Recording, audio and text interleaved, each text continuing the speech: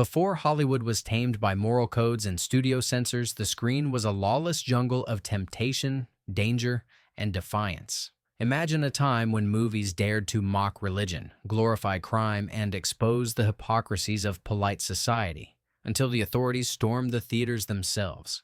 These weren't just films, they were acts of rebellion. Here are 14 pre-code films so bold, they sparked theater raids. Number 14, Babyface, 1933. Babyface was the film that made censors panic. It starred Barbara Stanwyck as Lily Powers, a Steeltown bartender's daughter who climbs the corporate ladder using charm and cunning in an age that demanded female modesty.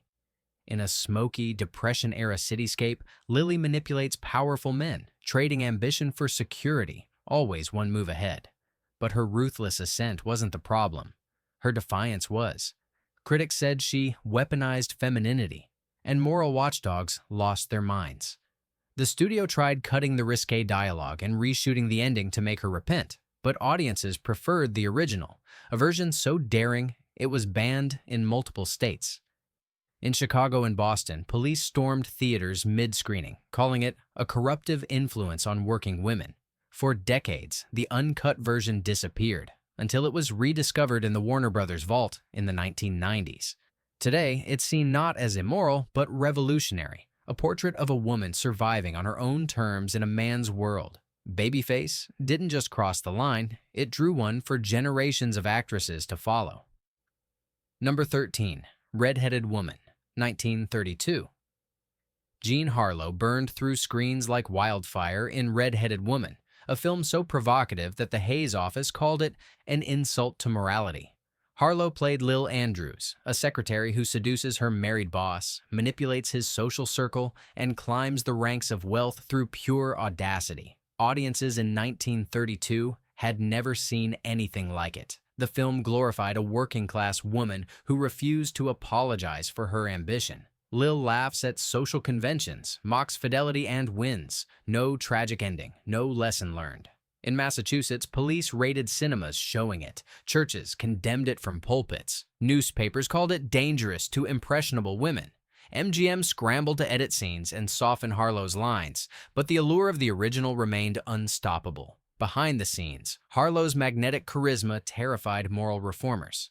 She wasn't playing a seductress, she was independence incarnate. Critics loathed it, audiences adored it. When the production code tightened in 1934, Red-Headed Woman became the film studios pointed to as why censorship was necessary.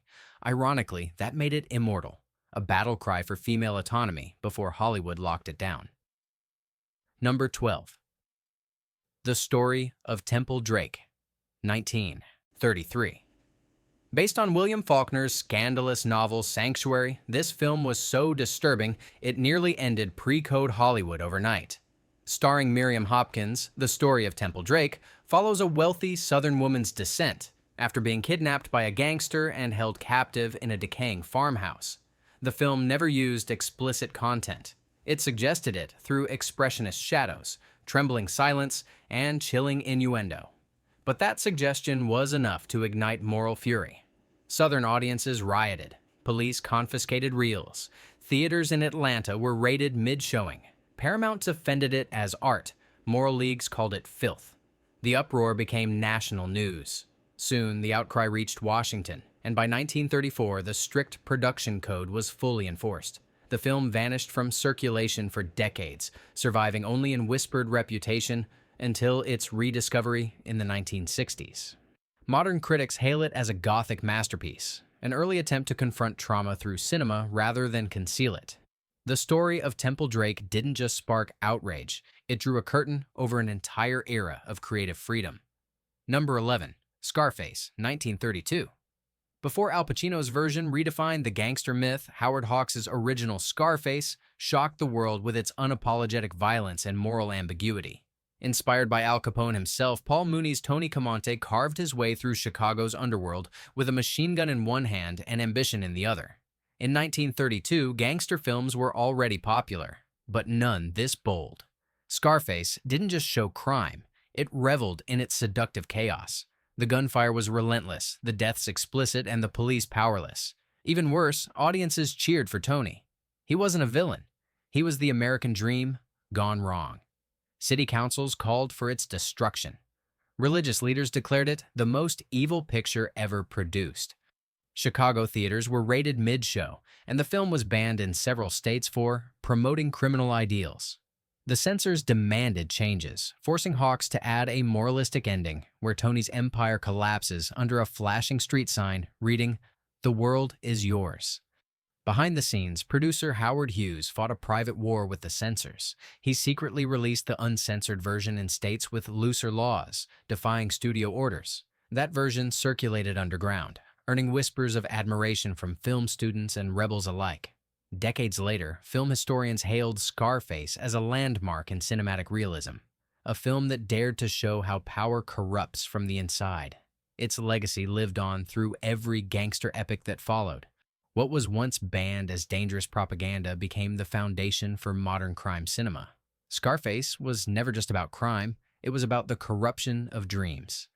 And that truth terrified the moral guardians of America's so-called golden age.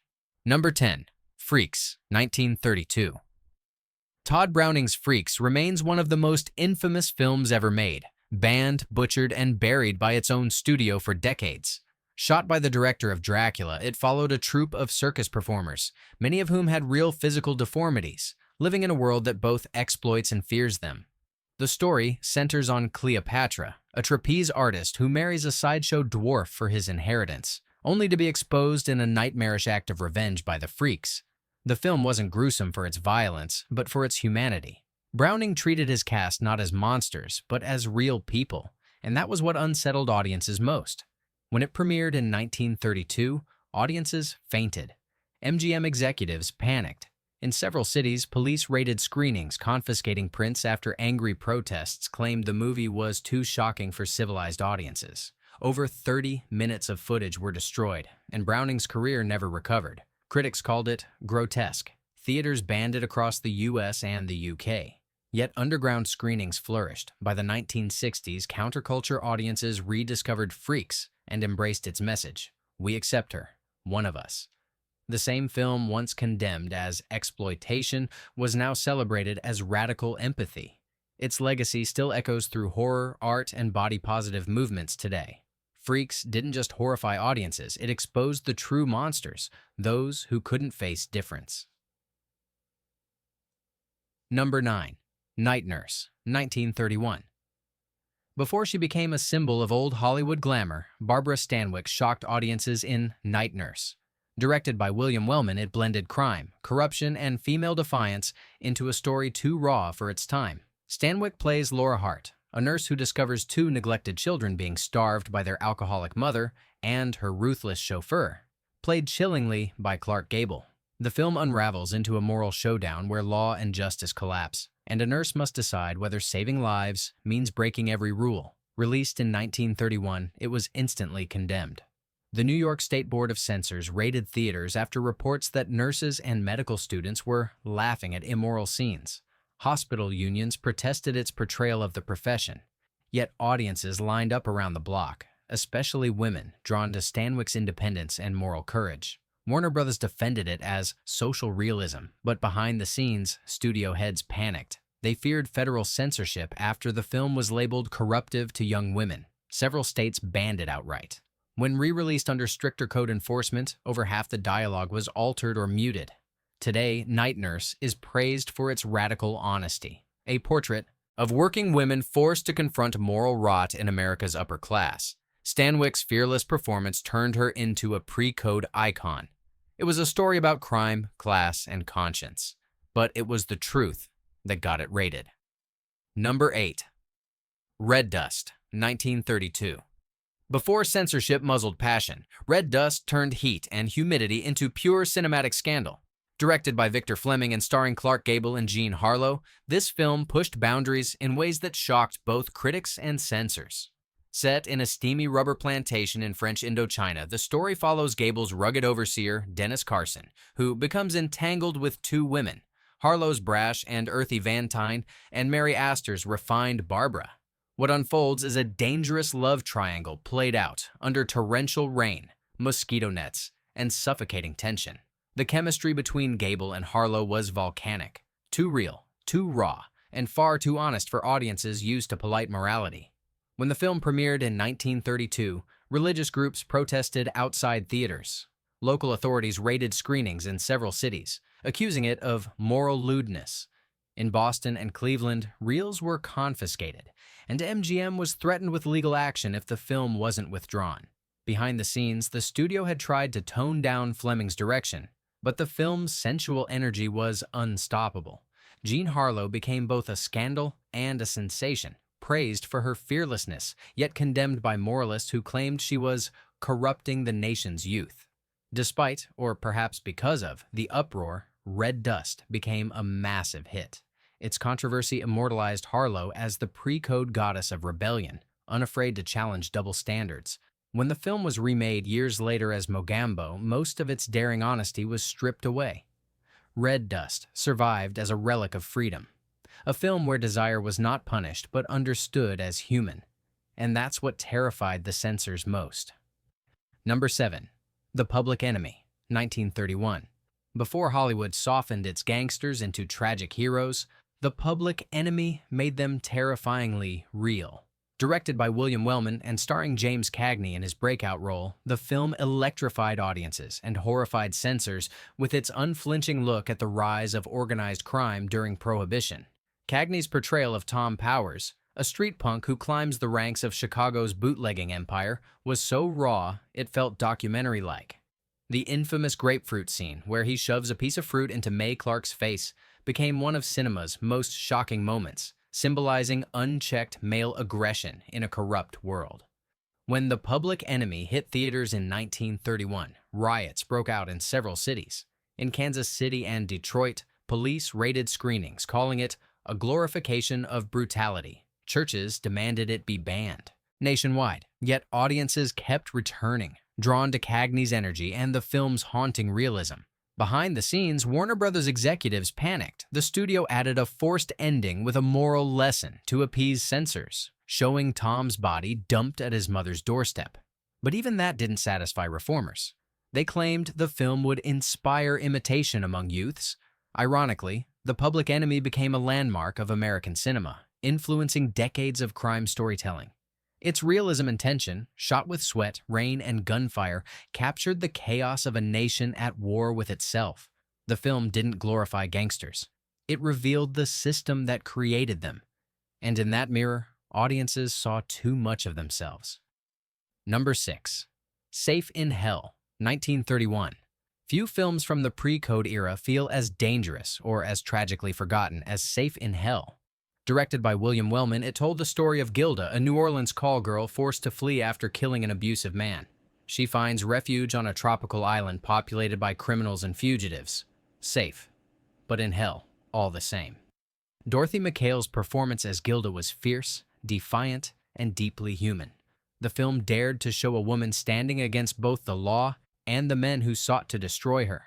It condemned moral hypocrisy long before Hollywood dared to speak those words aloud. When Safe in Hell premiered in 1931, audiences were stunned. Critics called it vulgar yet profound. In several southern states, the film was banned outright for immorality. Police raided theaters in St. Louis and Dallas after protests from religious organizations. Behind the scenes, Warner Brothers executives fought to defend the picture, arguing that it was a tale of redemption, but the outcry only grew louder. Censors demanded dozens of cuts, from suggestive dialogue to scenes depicting men leering at Gilda through barred windows. By the time the production code arrived in 1934, Safe in Hell had vanished from circulation. For decades, it survived only in studio archives, until film historians restored it in the 1980s, revealing a lost masterpiece of feminist cinema. Today, it stands as one of the bravest statements of the pre-code era. A film that dared to show the cost of survival in a world built to punish women for defying men. Safe in Hell wasn't just scandalous. It was righteous fury wrapped in celluloid. Number 5. Blonde Venus, 1932. Before censorship turned her into a myth, Marlene Dietrich was a scandal. Blonde Venus, directed by Joseph von Sternberg, was her most dangerous film, a hypnotic blend of glamour, heartbreak, and rebellion that stunned audiences and infuriated authorities. Dietrich plays Helen Faraday, a devoted wife and mother whose husband falls gravely ill. Desperate for money to save him, Helen returns to the nightclub stage, only to become entangled with a powerful American millionaire. What followed wasn't the usual Hollywood morality tale. It was a story about survival, compromise, and desire in a world that punished women for both. When Blonde Venus premiered in 1932, critics admired its artistry, but censors called it immoral. The film's smoky nightclub scenes, suggestive costumes, and complex portrayal of female agency led to police raids in Chicago and Kansas City. Local officials shut down theaters mid-showing, citing public indecency. Behind the scenes, Paramount executives were terrified. They tried to appease moral groups by re-editing the ending to emphasize Helen's motherhood. But audiences weren't fooled. They saw Dietrich's character as a symbol of female strength, a woman who refused to beg for forgiveness for choices society forced upon her. The uproar reached Congress, fueling debates that directly led to the enforcement of the Production Code in 1934. Today, Blonde Venus is viewed as a masterpiece of expressionist cinema and a manifesto of female resilience. The very scenes that were once labeled sinful are now recognized as groundbreaking explorations of independence and dignity. In the glow of her spotlight, Dietrich dared to show that morality isn't black or white. It's gold, glittering, and heartbreakingly human. Number 4. 3 on a Match, 1932. No one expected 3 on a Match to ignite scandal, but it did. Directed by Mervyn LeRoy, this Warner Brothers film looked like a melodrama about friendship and fortune. What audiences got was a fearless descent into addiction, crime, and moral decay that shocked the nation. The film follows 3 childhood friends, played by Ann Dvorak, Joan Blondell, and Bette Davis, whose adult lives spiral in radically different directions. One becomes a housewife, another a showgirl, and the third, Dvorak's character, descends into a world of gambling and gangsters. Her portrayal of a mother abandoning her child while consumed by addiction was so harrowing that audiences walked out of theaters. Critics called it a portrait of despair too real for entertainment. Police in Memphis and St. Paul raided theaters, citing graphic immorality and criminal corruption. Behind the scenes, the controversy almost destroyed Ann Dvorak's career. Though praised for her performance, she was labeled unfit for Hollywood's image. Warner Brothers re-edited several sequences to comply with city board demands, but nothing could erase its intensity. By the time the production code arrived, 3 on a Match had been effectively buried, resurfacing decades later in film archives. Modern critics now hail it as one of the most honest depictions of women's struggles in Depression-era America, a rare look at how despair could swallow even the privileged. Its most shocking legacy? A studio film that dared to say addiction and downfall weren't sins. They were symptoms of a broken society. 3 on a Match was the match that helped ignite censorship's firestorm. Number 3. Call Her Savage, 1932. Clara Bow, the original It Girl, returned to the screen in Call Her Savage, a film so daring it ended her Hollywood career. Directed by John Francis Dillon, it was a pre-code tempest of rebellion, race, and forbidden love that no one saw coming, and no censor could control. Bow played Nasa Springer, a wild Texas heiress whose fiery temper and reckless spirit lead her from wealth to ruin and redemption. The story defied every social norm. Its heroine challenged religion, class, and prejudice, confronting the hypocrisies of polite society with unflinching boldness. When Call Her Savage opened in 1932, newspapers called it a scandal wrapped in luxury. Its depictions of infidelity, violence, and despair provoked outrage across the country. Theaters in Boston and Detroit were raided. One was shut down mid-screening after protests from women's temperance groups. Behind the scenes, Clara Bow was already fragile from years of media persecution. Studio executives promised that this film would be her comeback, but instead, it became her swan song. The censors condemned it as immoral and psychologically unfit for public exhibition. For decades, Call Her Savage vanished, whispered about as one of Hollywood's lost rebellions. When rediscovered in the 1970s, critics hailed it as Clara Bow's most complex work, a fearless confrontation with the contradictions of her own fame. It wasn't just pre-code cinema, it was pre-revolutionary. In a single performance, Bo proved that honesty could be more dangerous than any crime. Her downfall was the price of her truth. Number 2, She Done Him Wrong, 1933. Mae West didn't just flirt with danger, she invited it in for champagne. She Done Him Wrong wasn't only a box office smash, it was a cultural earthquake. Released in 1933, this bawdy, witty, and shockingly self-aware film pushed pre-code freedom to its final breaking point before Hollywood's morality police shut everything down. West played Lady Lou, a nightclub singer who balances suitors, swindlers, and sinners with the ease of a woman who's always in control. With sparkling innuendo, she tossed off one-liners like grenades, lines so clever and daring that censors scrambled to rewrite them, only for West to improvise new ones live on set. Her confidence, humor, and refusal to conform terrified moral reformers who believed women should whisper, not command. When She Done Him Wrong premiered, crowds lined up around blocks. It made Mae West a household name and Paramount's biggest star, but it also drew the wrath of moral crusaders. Church groups protested outside theaters. Police raids broke out in Boston and Philadelphia, accusing cinemas of showing indecent material. Behind the scenes, Paramount executives were both thrilled and terrified. The film's enormous success temporarily saved the studio from bankruptcy, but it also painted a target on Hollywood's back. Religious leaders cited Mae West's character as proof of Hollywood's moral collapse. The backlash was so intense that it directly fueled the Hays Code's strict enforcement the following year. After She Done Him Wrong, studios were no longer allowed to portray women as powerful and unapologetically independent. Today, the film is recognized not just as a comedy classic, but as a milestone of cultural rebellion. West's audacious wit and control over her image made her one of the most influential figures in early cinema.